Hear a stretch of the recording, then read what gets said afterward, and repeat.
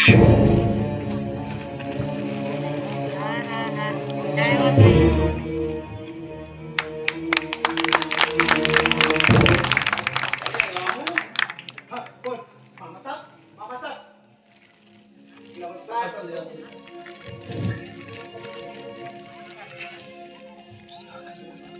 पाहिलंस का कोण आलाय ते? गृहस्थ एकदम 4 वर्षांनी धूमकेतू सारखा उगवला. एका क्षुल्लकशा कारणावरून माझ्यावर रागून हा निघून गेला. जसे काही यापूर्वी आमच्यात मतभेद झालेच नव्हते, पण त्या एका क्षुल्लकशा कारणावरून माझ्यावर रागवला आणि या घरातून चालता झाला. गेल्या 4 वर्षात या वाड्यात कोणी जिवंत आहे की मेलय याची साधी चौकशी करायची इच्छा देखील झाली नाही. बाकी तेही खरंच म्हणा, आता त्याची बहीण तरी कुठे आहे या वाड्यात? असं तुम्हाला म्हणायचं असेल तर म्हणा बापरे, पण माझी मात्र अजून पुण्याही सदर आहे.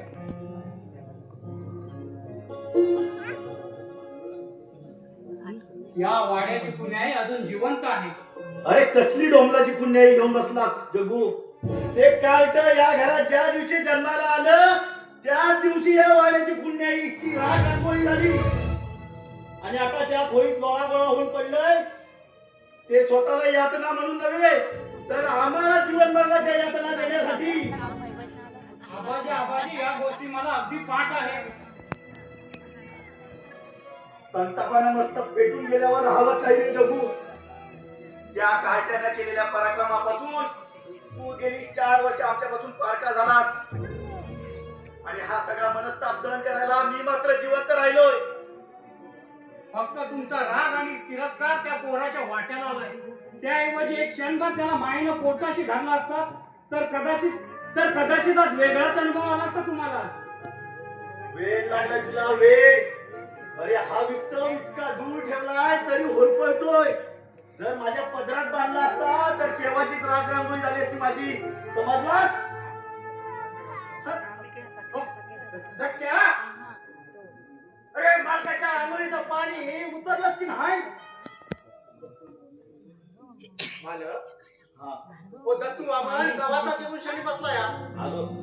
चल. आता चालता सर हो. होय चल आलोच. मामा साहेब, काय आता आपण हातपाय धुवून घ्या. समधी तयारी झाली बघा. मग सावकाने चालू द्या तुमचं. मालक, हा चालता सर हो. चल आलोच. हे बघ रामू, पाहुण्याची सर्व जबाबदारी तू जातीनं पाहायची आहे. दुसरं कोणावरही अवलंबून राहायचं नाही. मी येतोच हा जगू. चल.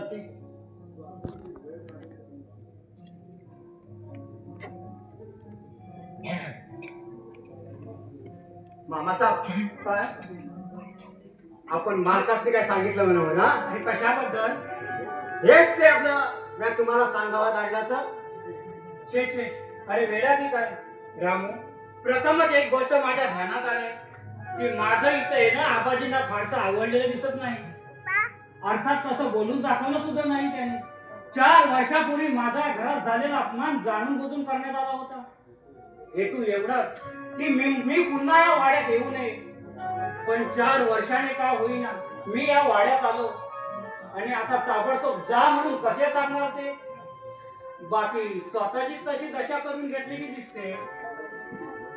होय,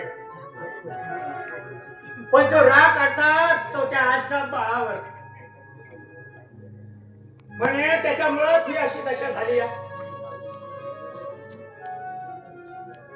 अरे ते एका दृष्टीने बरोबरच नाही का?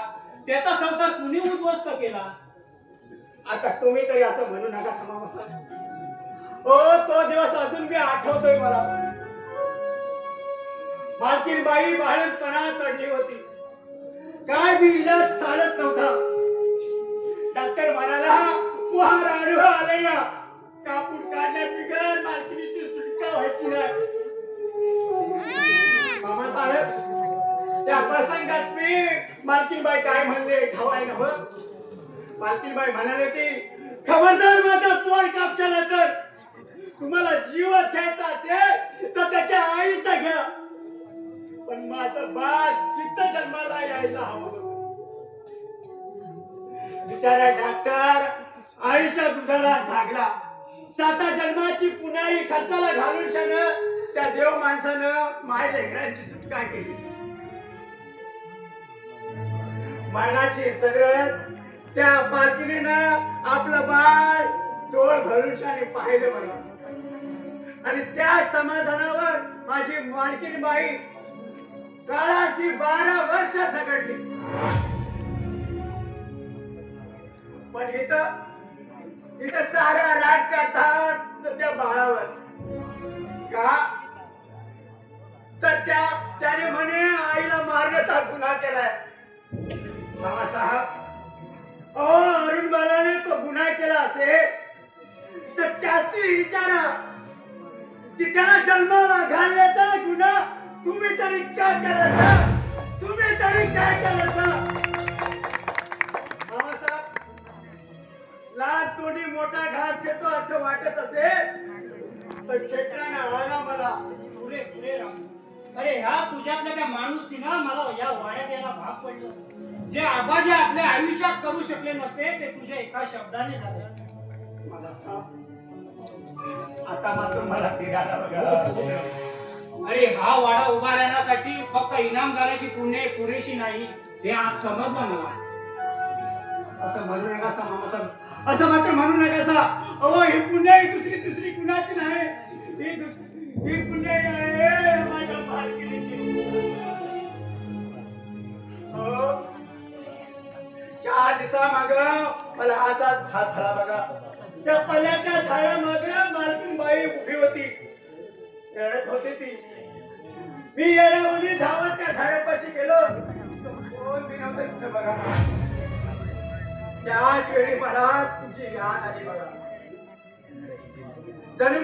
जणू मालकीने सांगावा धाडला असेल. आता या वाड्यात काहीतरी घडणार आहे, नाहीतर मालकीने असा दृष्टांत दिलाच नसता. 4 वर्षापूर्वी हे असंच घडलं होतं बघा. म्हणून घ्यावं वाटलं मला. माझी भीती वाटते बघा तुमची. म्हणजे त्याचं काय झालं, एक होता कावळा, तो शांत बसून होती. त्या कावळाची गोष्ट मला सुद्धा इथे डोळा पाहत आहे. अहो ती त्याच्या नातवाची गोष्ट आहे बघा. तर तो एक दिवस तो एका झाडावर बसला, विचार करत बसला होता. कसला तुझ्या कर्माचा जरा ऐकून शाली घेशील ना. पण तो काय विचार करत बसला होता, म्हणतो कसा आपली जात कवळ्याची, दिसल त्याच्यावर टोच मारायची. आता वळण्यास काम ते, म्हणून ते सार संपून टाकायचं म्हणायचं. म्हणून आपली सारी कर्मकाली त्या पंडिताला सांगितली. आणि हे ऐकून सांगे पंडिताने त्यासनी एक उपाय सुचविला. अरे उपाय काय तोटा, अरे ते 56 सांगितले असते, पण त्या पंडिताने आपल्या काय चालवली एवढे मात्र मला सांग. पंडित म्हणाला, बात कावळ्या, त्याच्यावर एकच उपाय आहे बघा. आता नाहीतर तुला हिथं तिथं टोच मारायची सवय आहे, तेव्हा एकच काम कर गड्या. 2 माणसं बोलत असतील तर त्याच्या मध्ये जाऊन टोच मार. असं तशी असे काहीतरी बोलू नका हो तुमचे. अरे हे पाहुण्यांच्या समोर मला झोपा उतारा करतो, हे शोभते काय रे तुला? बघितलं का मामासाहेब, ओ आपल्या मरण नागडं फिरायचं पोरग. पण आता बघा आपली तुझ्या सोडून शाने हे इथं आलासा कशा बाई? अहो तिकडे माल भोवल्या कपड्यानिशी बसला असते. असू दे रे राम, अगदी पूर्वी सारखीच गाणी न चालू आहे तुमची. काय रे दत्तो? आता काळा पंचायत. अरे काय तरीच काय तुझे बघितलं का मामा? आता येणे असे मला दाखवायचे म्हणजे शोभते का व्हायला? आणि समजा मी पण याला संस्कृत ठेवून दिली तर तुझे अहो तिकडे देवाला शिकवायचं सोल्युशन आहे आमच्या राशीला काय असा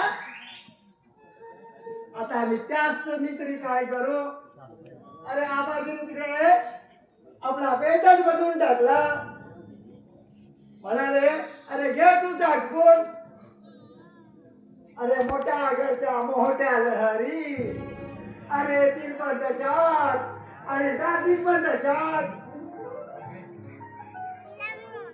मग आता जातायचं नव्हा जातो जातो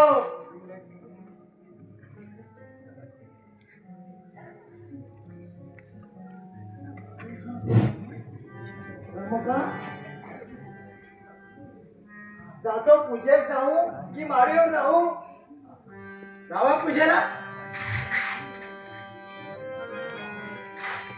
रवी विसरला तेज आपुले रवी विसरला तेज आपुले चंद्र जातो वसुंधरेला चंद्र जातो वसुंधरेला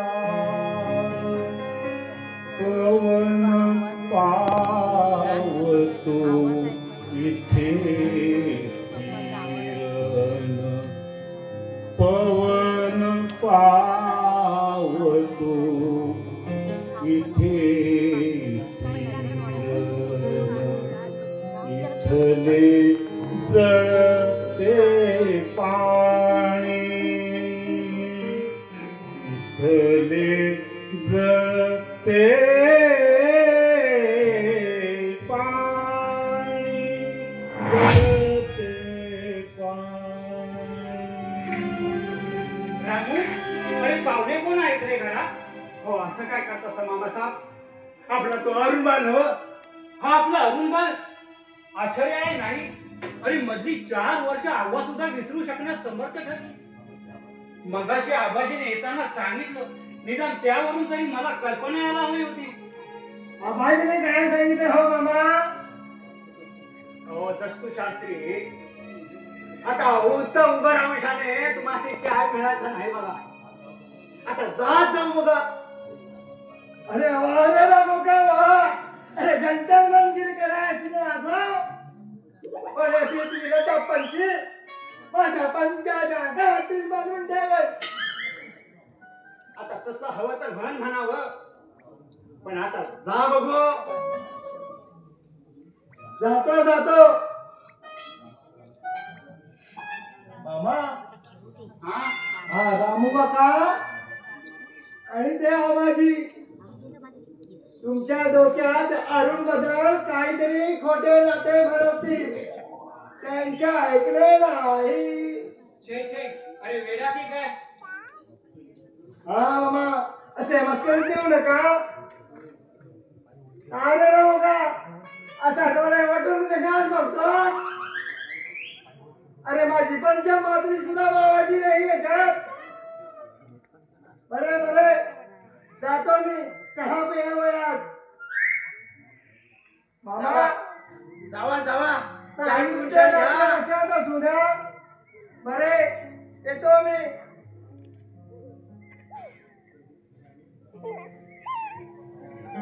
रामू अरे काही वेळेला मलाच वाटतं की माझं तर काही चुकलं नसेल ना बोलू नका सा मामासाहेब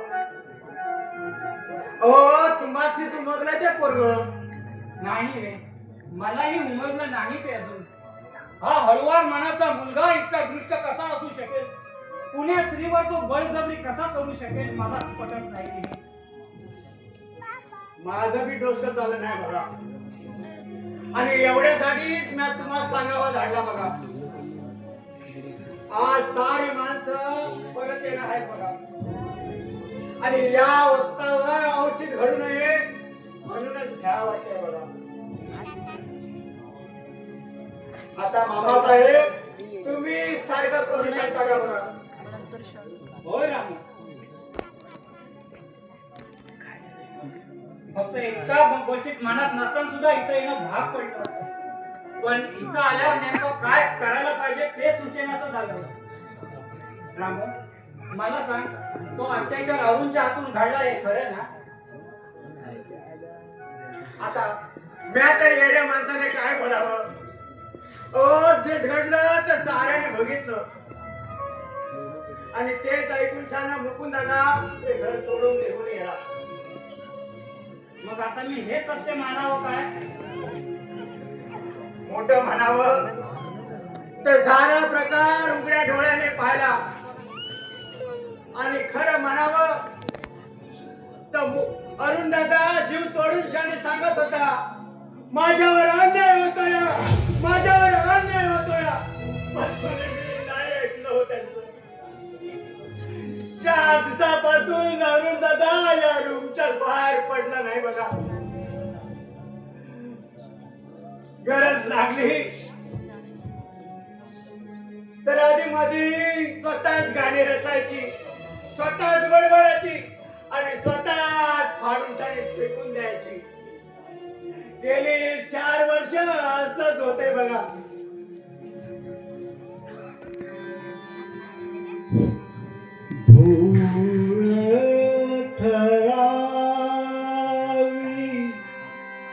सुवर्ण जेथे धूळ ठरावी, सुवर्ण जेथे सुवर्ण होते माती मूल मग सुवर्ण होते माती मूल मग ठरेल कुलता पतिव्रतान ठरेल कुलता पतिव्रतान साध्वी चढविते सरणी साध्वी चढविते सरणी सरणी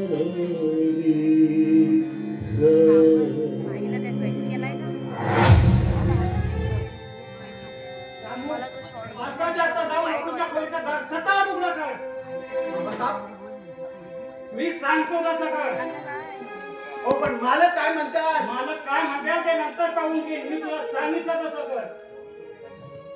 हो एवढं काय ते गडबड करू नका सा. हो आज मुकुंद दादा आणि वहिनीचा घेणार आहे बघा.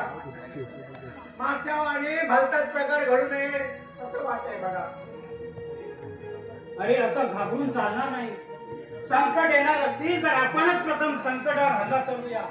तू अरुणला जा म्हणावा तुझा मामाला तुला भेटायला. त्याला विचार तू इकडे येतोस का मी तिकडे येऊ. आता काय होईल ते खरं. जातो मी.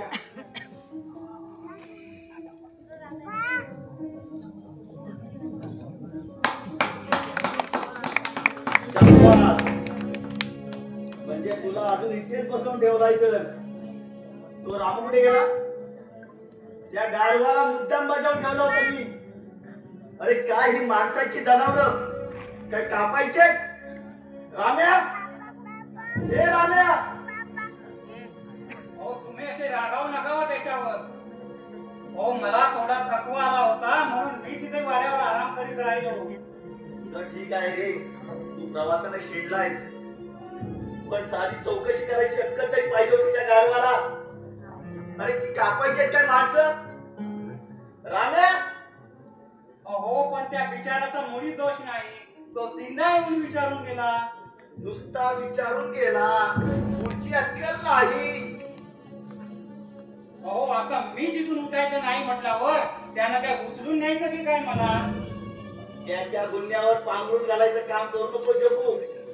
त्याचं डोकं काळ्याचं पांढरं झालं. पण नकलेला मात्र काढ लावलेलं. म्हणजे दोष माझा आणि शिक्षा मात्र त्याला. लागलाच परत त्याचा कैवार यायला. तसं नाही हो. मग कसं?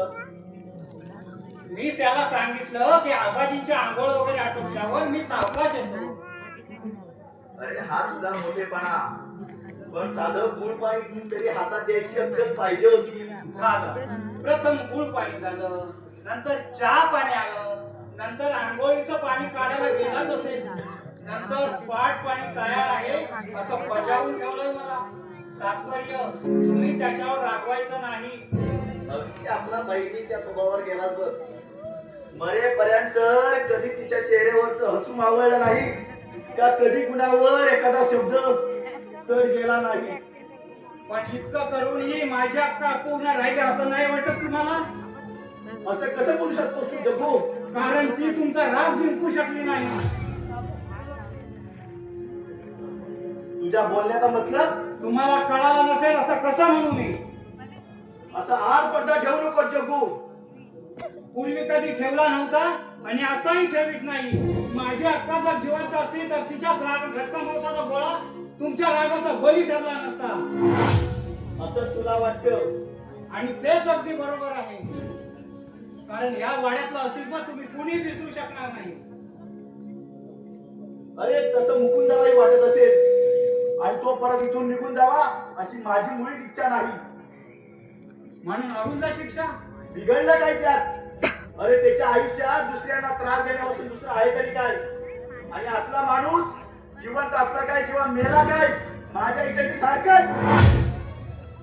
मग एकाचा बळी घेऊन दुसरा सुखी होऊ शकेल याची खात्री आहे तुम्हाला?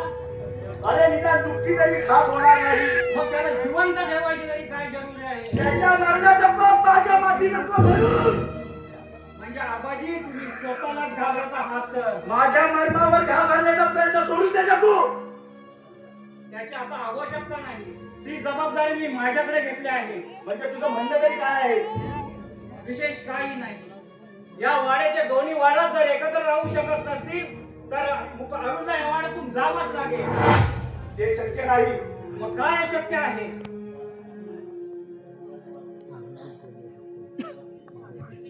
या बाबतीत मुकुंदाचं तसंच म्हणणं असेल.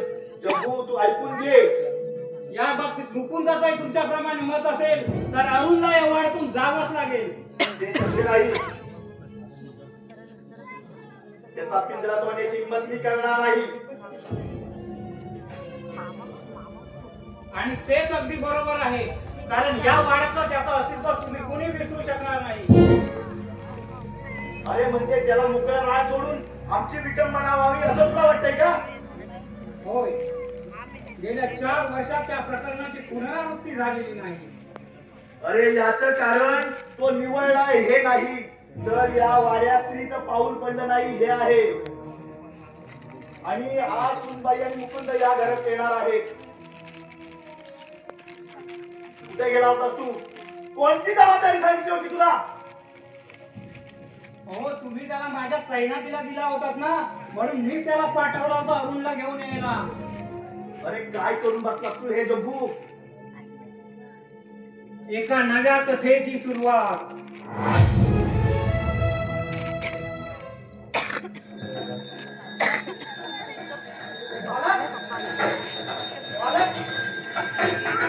अहो मंडळी आला ते. अरे धक्क्या. अरे माकडीच्या. त्याचं सांग भाई थांबवून. अरे झुटक्या. अरे गाडवीच्या. अरे अरे त्याच्या पायावर पाणी घाल नको. अरे पायावर पायावर. आता या बघू. दादा या इकडे या बघू.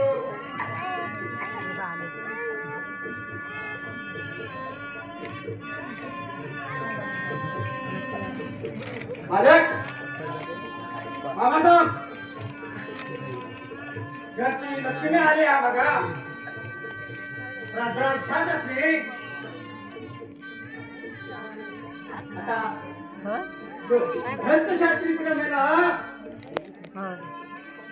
हो दत्तशास्त्री ओ बाहेर या बघ. काय झालं हा तुम्हाला वयात कोण मुकुंदा? कोण हा? अरे वडी वडी कोण रे? अरे रमो का जा जा. अरे उभा जाऊन मार मारता पुढे. अरे लवकर बघा धमा धमा दिशा धमा. हे बघा हे बघा शाबास. पहिले एक काम करा भाऊ. उजवा पाय पकडून डावा आहे. उजवा पाय शाबास. तो पाय प्रथम हात टाका भाऊ. शाबास. चला सर्वांचे आशीर्वाद घ्या भाऊ.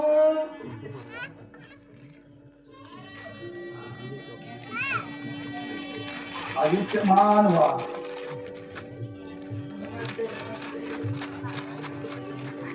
विचारवंत व्हा.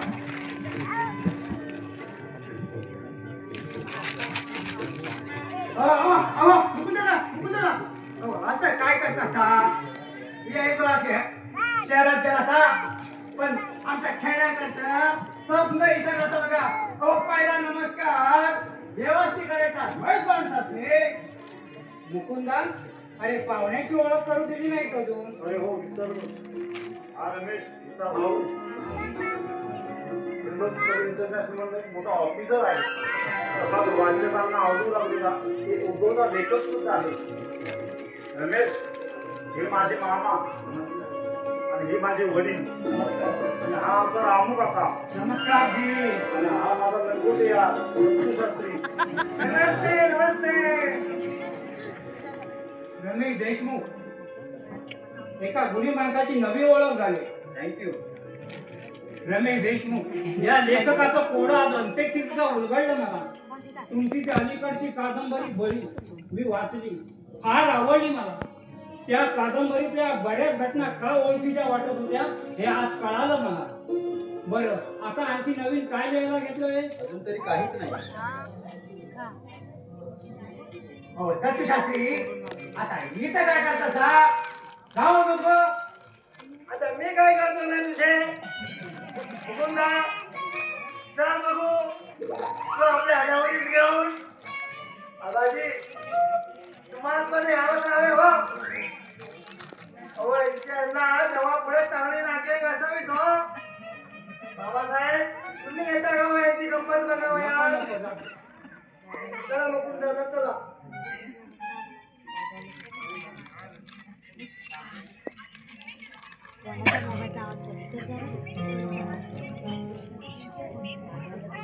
हो साहेब आता करता सर बा सवाईत आराम करून सांगा. बसू दे त्यांना एकदा थोडा वेळ. तू कशाला त्यांना खोलीत जाणतोस? आम्ही आहोत इथे, तू जा. आता आपण बी आणखी किती बसून छान घेणार असा? चला बघू. तू प्रथम मुकुंदाची तैनात राहा. आमचा नंबर नंतर लागेल. आता काय करशील ते कर. या जातो आपला.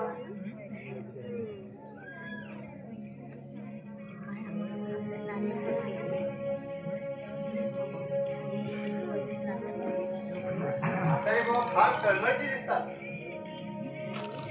खरंच आहे, या वाड्यावर इथल्या माणसांवर त्याचा अतिशय जीव आहे.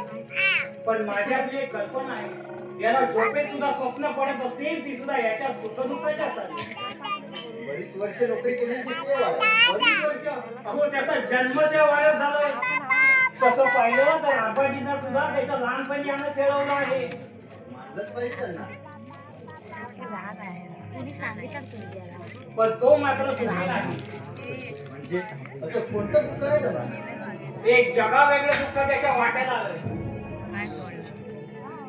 मी नाही समजलो. समजेल, आपोआपच समजेल तुम्हाला. विषयात आलाय म्हणून विचारतो. आपल्या घरच्या मंडळीचे मुकुंदराव सुद्धा असे उदासीन असतात. हे असं का?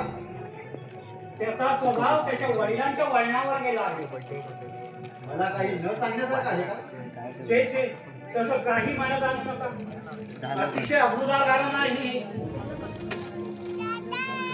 तसं अतिशय अगोदर झाला नाही या वाड्याला इथल्या सुखाला नेहमी शाप लागला. बरं, याविषयी आपण नंतर सावकाश बोलू. मला सांगा, विश्रांतीसाठी किती दिवस मिळवले आहेत तुम्ही? पुरा 1 महिना. उत्तम.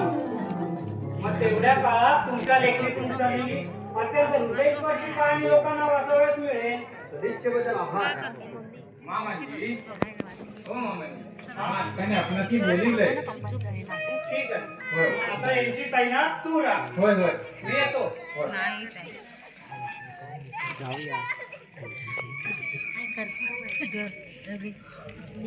पाहुणे साहेब ओ पाहुणे साहेब ओ पाहुणे साहेब मला काय म्हणालास? होय की? मग चालायचं ना व कुठं? ही इकडे इकडं? होय अरे ही कुठली मला आणलीस तू? आणते या कुठली खास आपलीच आहे ना व मग करतायचं ना व का? अरे काय वेळबीड लागले का तुला? कुणी ऐकलं तर काय म्हणतील? आता ही इकडे जातं म्हटल्यावर कोण काय म्हणताय की कुणी काय म्हणणार नाही? चा नाव नका आता घ्या मृत्यूवान वर म्हणजे विहिरीची हिरी बनवून टाकलीस म्हण की. होय की विद्वान आहेस. काय रे नाव काय तुझं? नाव होय तसं नाव आहे झटकोजीराव पण समजी पिरमाने म्हणतात झटक्या. म्हणू द्यात म्हणू द्यात. का हो झटकोजीराव, या तुमच्या गावात पाहण्यासारखं काय काय आहे? तुम्ही स्वतः सोडून ना. असं म्हणता वय मग हाय की मग आम्हाला सांगा की. लंबर गवळ्याचा रेडा आहे लय दांडग्याचा नवर आहे बघा का. झटकोजीराव, मी तुमच्याबद्दल विचारलं नाही. बरं ते जाऊ द्या. का हो झटकोजीराव, आपल्या मुकुंदरावाचा एक भाऊ आहे ना? म्हणजे अरुंधला म्हणा की खै खै मग आल्यापासून कुठे दिसले नाही. ते आपल्या खोलीतनं कधी बाहेरच पडत नाही बघाचा. का रे? होती म्हणजे आपली मागची भानगड नाही नाही आपणाशी काही ठाव नाही बघाचा. अहो असे घाबरता कशाला? मी असं ऐकलंय की त्यांच्या हातून काही घोर अपराध घडलाय. खरं काय हे? आता तसंच म्हणायचं की मग पुढे काय झालं? त्यातनी काय होतंय दादासाहेबांनी त्यातनी तुडी तुडी सोडवलं. त्यातनी वाचवाय राम काका त्यांच्या अंगावर आडवं आलं. त्यांच्या मी पाठीतनं रगात काढल्या बघा थोरल्या रव्यानी. पण म्हातारं काय मात्र ऐकलं नाही. त्या गर्दीत राम काका नसता तर अरुण दादा काय जिथं राहिलं नसतं बघाचा. एकूण हे दुःख आहे तर रामकाकाचं. म्हणजे त्याचं काय आहे की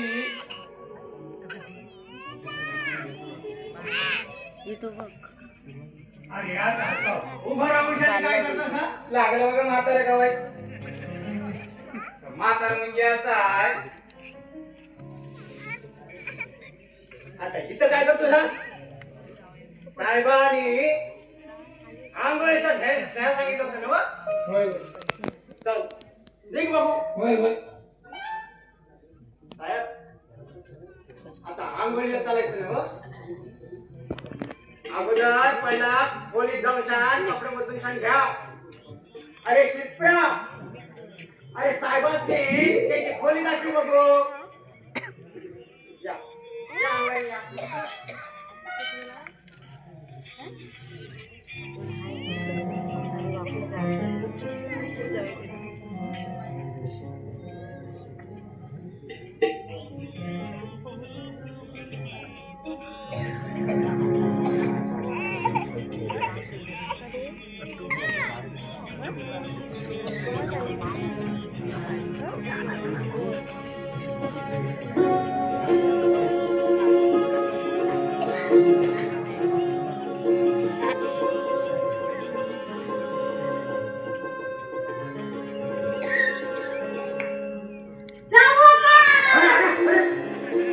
असं काय करतोस हा? बोल, काय सांग बोल. मला नाही वाटलं. तू मला विसरलास? तसं विसरलो नाही ना.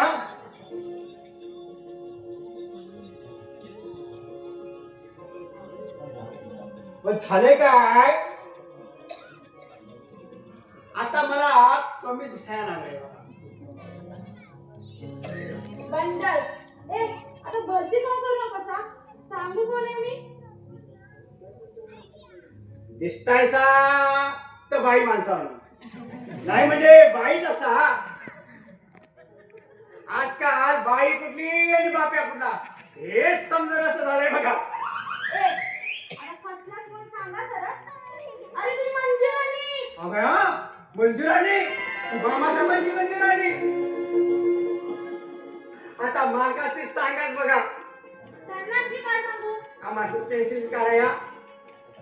आता घरचेच माणसं ओळखी नसते झाल्यावर मग आमचं पुढं व्हायचं कसं? बाकी वडील तरी कसं म्हणा. आता तुम्हाला ते बघितल्यावर 4-5 वर्ष झालं बघा. आणि तेव्हा तुम्ही असं कपडे तरी कुठे घालतासा आणि नाकाचा शिंगूट दिसत आहे. बरं ते समजा जाऊ द्या. आता सांगा बघू, असं आवडची दिलं कसं केलं? नाही पडे मिया. जेवण मत करायला पडा. पिताजीने टेलिग्राम भेज दिया की पोरं घ्या ना. मग काय करणार? कॉलेज थेट निघाले आणि इथं आले बघ. म्हणजे तुम्हाला ते मामासाहेबांनी तार केला नाही मंजुराणी. मग आता इथं थांबू नका सा. सरळ आपल्या घराला चला बघा. अरे धक्क्या, अरे गणकाला गाडी जोडायला सांग बघू. चला मंजुराणी, आता इथं थांबायचं नाही बघा. चला बघू. हा बरं तुझं नाही. आल्याबरोबरच हकलून लागूच घ्या मला. अगं तसं नाही ग बाय माझे.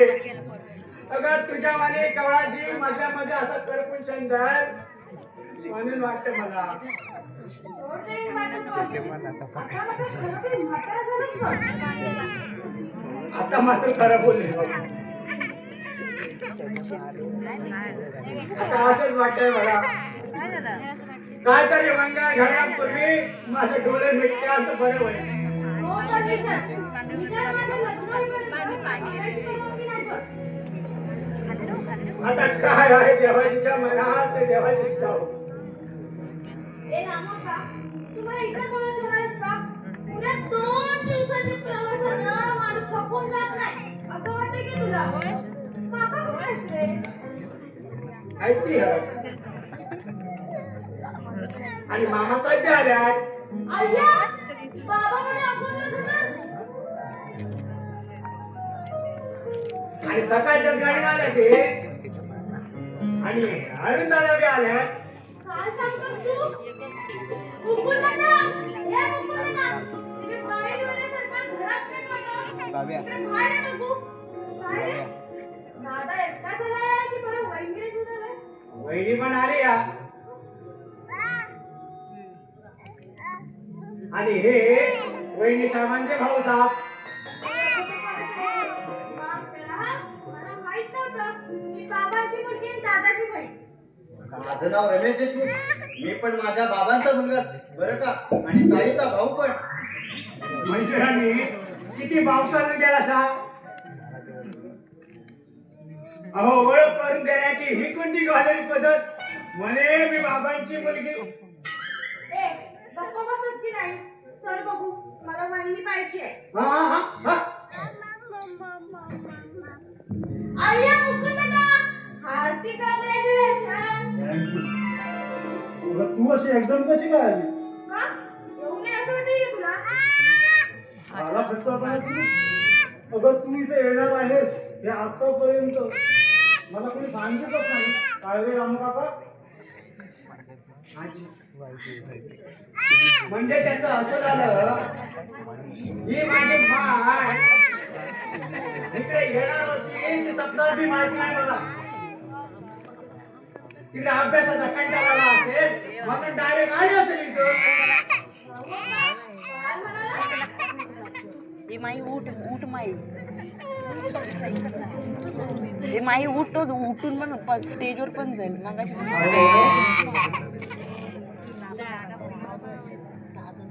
मी त्यांना पहिल्यापासून तेच विचारलं. तर मला भाषेत कशा रामू काका अगदी उलटा झाला आता भाऊसाहेबांनी विचारा आधी वस्तू केलं तुम्ही मुकुंददा. वहिनी आजकाल आम्हाला भेटला. भेटले तर काही वस्तू की भांडणच काय त्यासोबत. आल्या तुझे कथा टाकायला सुरुवात करू नको गं. आधी घराचा पाहू तू. झाले का तुम्ही नाटकं सुरू? रात नाही का? मंजू अगं घरात पाहुणे मंडळी आलेले आहेत त्यांच्यासमोर असा सुंदरपणा बरा दिसत नाही तुला. पाहुणे मंडळी, छोटे भैया, आपली तर पैठण गई. बायकांच्या जन्माला कशी आली तुलाच ठाऊक. आता तोच माझा खातो. रामू का? किती बदलून गेला रे हा. शक्य आहे त्यांचं लग्न झालंय ना. मुकुंददा, तुझ्या मेवण्याचा लय अभ्यास दिसतो रे. हे माझी आई त्याच्या वाटेला जाऊ नकोस तू. लेखक आहे तो एकाच करते 3-13 वाजून पाहिजे तुझे तुझ्या या रूपाचं वर्णन करून. मग तू चल ना, मला वहिनी पाहिजे.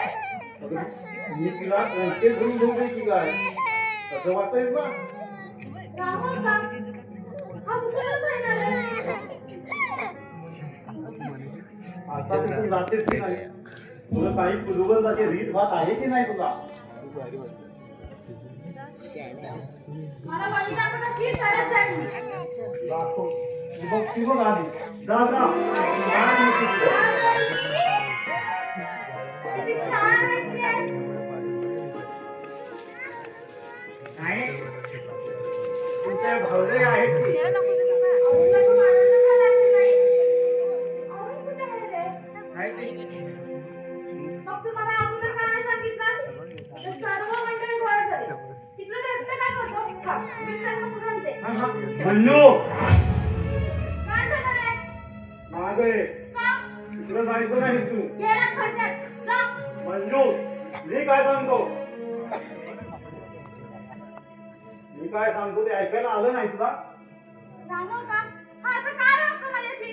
ए रामू काकाला कशाला विचारतेस मला विचार. मग तू सांग ना. जास्त शहाणे होऊ नकोस. उठ आणि घरात जा. पूर्वीच्या प्रकारची पुनरावृत्ती व्हायला नको या वाड्यात. रामू का? बाबा आल्याबरोबर मला जायला सांगतात. का? ते आता समजलं मला. चल, मला घेऊन पोहोच तू. रामू काका तिची बॅग आणि ती दोन्ही आत घेऊन जा. आलेल्या पाहुण्यांना उपाशी पोटी परत पाठवायचं नाही हा रिवाज आहे या वाड्याचा. मानवाने पाहुण्यांना? तुम्हाला पाहुणी समजायला लागलं? अहो मंजुराने वाद घालत बसू नका. तुम्ही चला बघू. शहाण्या माणसाने येड्या माणसांचं ऐकलं बघा. पुष्प चढावे कधी प्रभु चरणी कधी रडावे ते शवसरणी. पुष्पालाही अगम्य असते एक कुणाची करणी. एक कुणाची करणी. एक कुणाची करणी.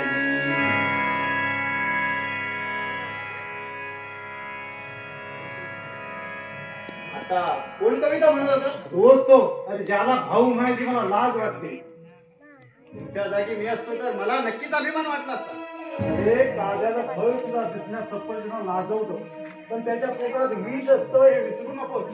मान्य आहे, पण प्रसंगी ते फळ एक महान औषधी ठरत नाही का?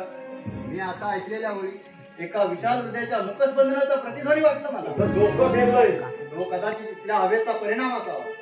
इथं आल्यापासून वयाचा मोठेपणा विसरून आणि प्राथमिक शिष्टाचार कुठेला टाळून कानात वारा शिरलेल्या वासरापण बागडावंसं वाटतंय मला. काय रे त्या झटकेनं तुला चिलिंग दिली नव्हती की काय. संधी मिळाली तर ती सुद्धा ओढून पाहणार आहे. तुमची शपथ. आता हे बंद करतोस की नाहीतर काय हाकलून लावणार आहे की काय मला?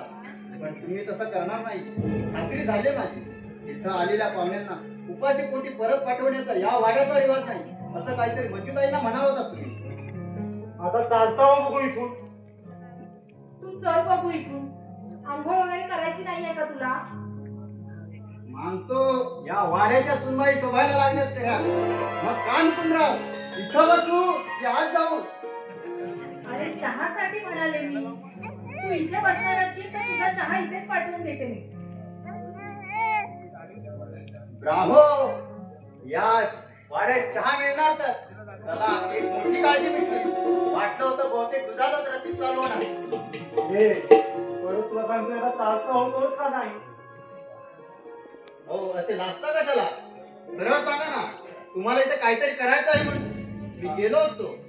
जिथं एकाच खलिताने भागण्यासारखं आहे तिथं ही दादागिरी, पाकिस्तानी दादागिरी कशाला? बरं आता आम्ही चालतो हिरीकडं.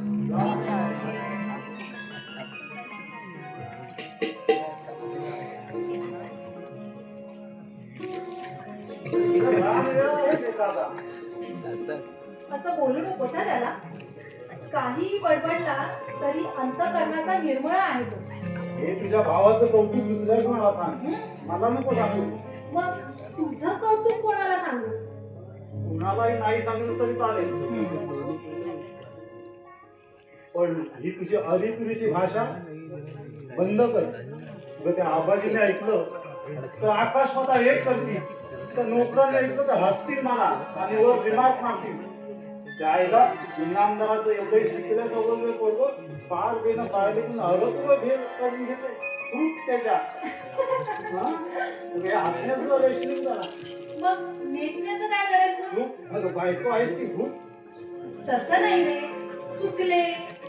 नाही हो, मला म्हणायचं होतं की या वाड्यात 5 वारी नेसलेली चालेल की 9 वारी पाहिजे. असं म्हणते होय. हो. मग ते तुझ्या सोयी प्रमाणे खुश ठेव, मला नको विचारू. हा, आणि माझा जर सल्ला हवा असेल तर आपलं 5 वारातच बोल. 9 वारी तुला पेलवणार नाही तुम्हाला. चल, वात्रटच आहेस तुम्ही खूप. दुसरी सूचना, हं. अगं या वाड्यात असेपर्यंत तुमचा मुका या मुक्याला कात्री लावा. कुठल्या रीतिरिवाज चौकटीत ते जरा सुद्धा बसणार नाही. मग तुमच्या चौकटीत काय बसतंय ना त्याची मला एक यादीच करून द्या ना, म्हणजे पुन्हा पुन्हा तुम्हाला विचारावं नाही लागणार. शाबास. आबाजींना असं वाटलं पाहिजे की लेखाची निवड चुकलेली नाही, सुरून अगदी लाखात सोडून काढले आहे. मग सांगू का मामाजींना? मामंजीला नाही, आबाजीला नव्हे, मामंजी. अरे सासऱ्यांना काही मामंजी म्हणतात, हे माहिती आहे ना आपला? मग मंजूताईसनी काय म्हणू? वा, वंस की दिवाणचा? बरीच माहिती करून घेतलीस की तू. बरंच व्हायचं की शिया देतायचा वय. सांगू का मामाजी? मामाजी, मामाजी. हे आई अंबाबाई, ही तुझी असली भाषा या वाड्यात नको. छान, म्हणजे हे पण नको आणि ते पण नको ना? तसं नाही ग. मग कसं? पण आता किती बरं वाटलं म्हणून सांग तुला. इथे येण्यापूर्वी मात्र मला खरोखर भीती वाटत होती. कसली? या खेळवळ वातावरणात कशी निभावून जाशील याची. मग आत्ताच एकदम काय चमत्कार एक झाला? महत्वाचा शोध लागला. तू अगोदर पासूनच या परिस्थितीचा अभ्यास केला आहेस. एकदम स्तुती करू नका हा, डोक्यावर चढून बसेल. मधू, अगदी खरं खरं सांग, तुला या वाड्यात राहायला खरोखरच आवडेल तुला? या प्रश्नाचा विचार मुलींनी लग्नापूर्वीच करावा. आणि मी तर स्वखुशीने तुमच्याशी लग्न केलं. मग आता एखाद्याला उघड्या माळावर राहायचं ठरवलं ना तर तिथे सुद्धा यांची तयारी आहे माझी तुमच्या सोबत. असं बोलू नकोस रे. तुला आता या पवित्र वास्तूची सावली आहे आपल्याला. मग त्या वास्तूला एकच आशीर्वाद द्यायला सांगा मला. कोणता? तुम्ही प्राण असेपर्यंत या वाड्याचा सहवास न घेण्याचा आणि माझं बलिदान व्हावं ते सुद्धा माझ्या घरातल्या या माणसांसाठी. मधू,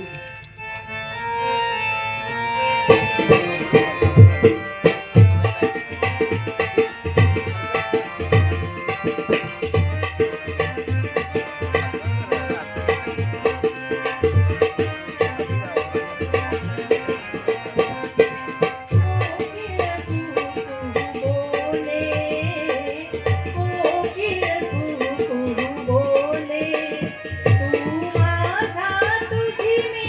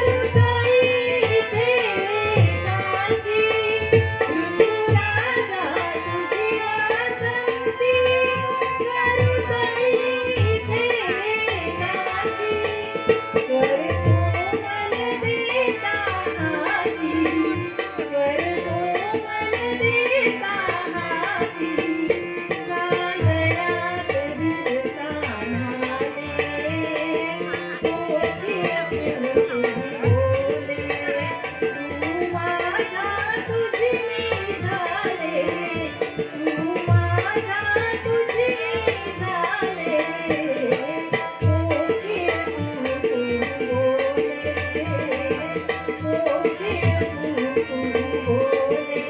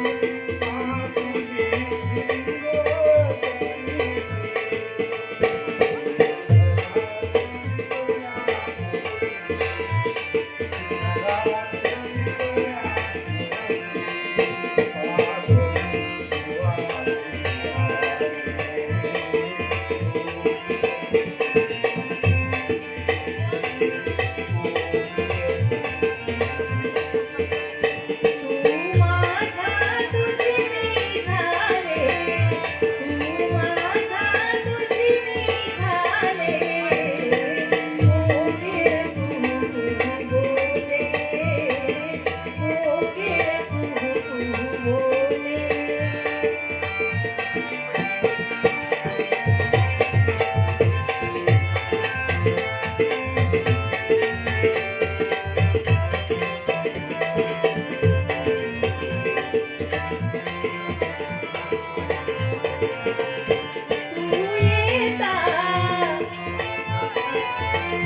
तू येता सखया गवळी, करून ती गेले गाठी. तू येता सखया गवळी, करून ती गेले गाठी. मधुमरंग भरतो कमळी, मधुमरंग भरतो कमळी, अंतरात मिटता डोळे, ओके तू बोले, ओके तू बोले. तू माझा तुझी मी झाले, तू माझा तुझी मी झाले, ओके तू बोले, ओके तू बोले. ला ला ला ला ला ला, ला ला ला ला ला.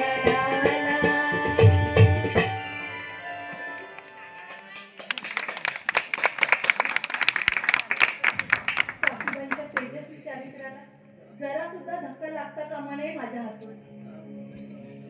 4 वर्ष मला माझ्या माणसांपासून दूर ठेवलं की, म्हणूनच या वाड्याचा रोष ओढावून घेतलाय आपण. घरात येणारं बाळ आपल्या आई बापांना तोंड दाखवण्यापूर्वीच दोनदा तोंड लपवून या घरातून निघून गेलं. सासूबाईंचा आत्मा जर इथे फिरत असेल ना, तर त्यांना सांगा, यावेळी तरी आम्हाला क्षमा करा. आमचा राग त्या फुलांवर काढू नका. सांभाळून घ्या आम्हाला.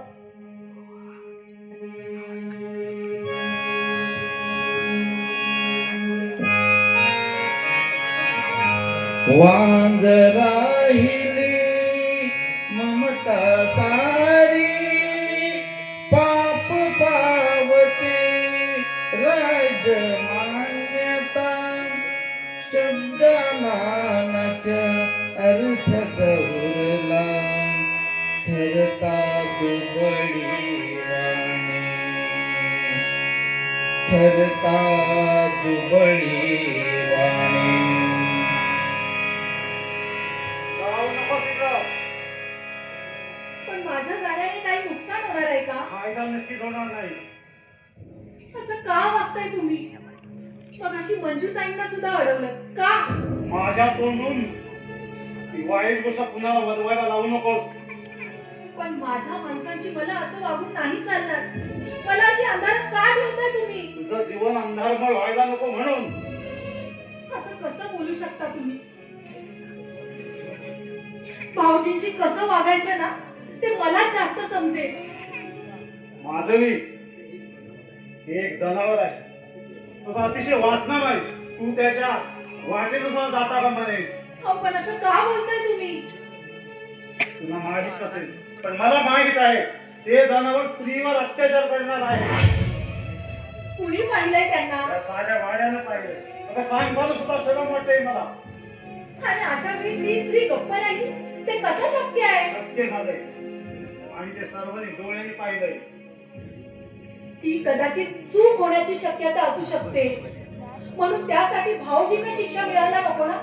झाली तेवढी शिक्षा पुढे झाली. मधू तू या घाणलेल्या प्रकरणात कसली तरकारी करू नकोस. मग आयुष्यभर त्यांना असं कोंडून मारणार आहात का? दुसरा मार्गच नाही. पण आता त्याच्या नशिबी तेच दिलंय. मग त्यांचं नशीब बदलण्याची संधी मला मिळायला हवी. माधवी आज आवडपणे मला सहन होणार नाही. माझं ऐकावं घडे. आपण आपल्या मनाचा मोठेपणा दाखवावा. माधवी माझा ऐकून घे. तू या बाबतीत करता डोकं चालण्याचा प्रयत्न करू नकोस. मला स्वतःला ती गोष्ट मुळीच आवडणार नाही. तू भलतच काहीतरी करायचं असेल आणि मग मात्र आयुष्यभर त्याच एका गोष्टीसाठी पश्चाताप करावा लागेल. मुकुंद,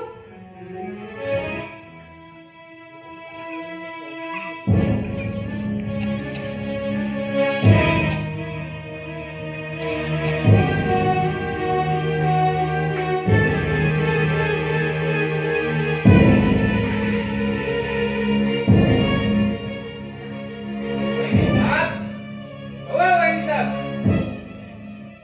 वहिनी साहेब.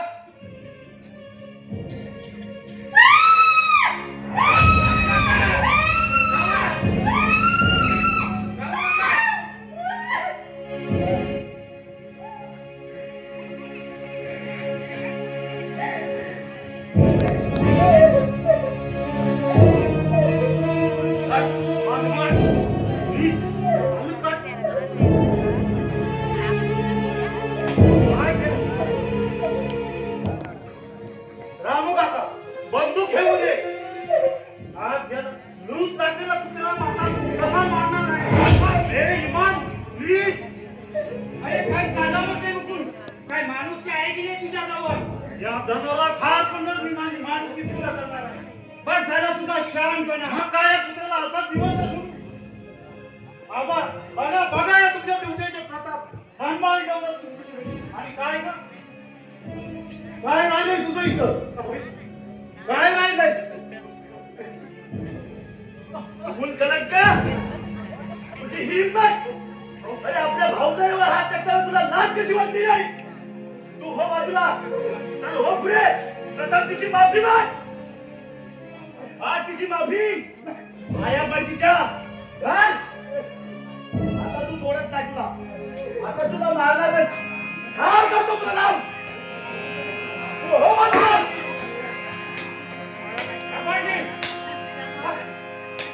लतीने तुझ्या लिहिले भाळी भोग दैवाचे जगा वेगळे या मंदी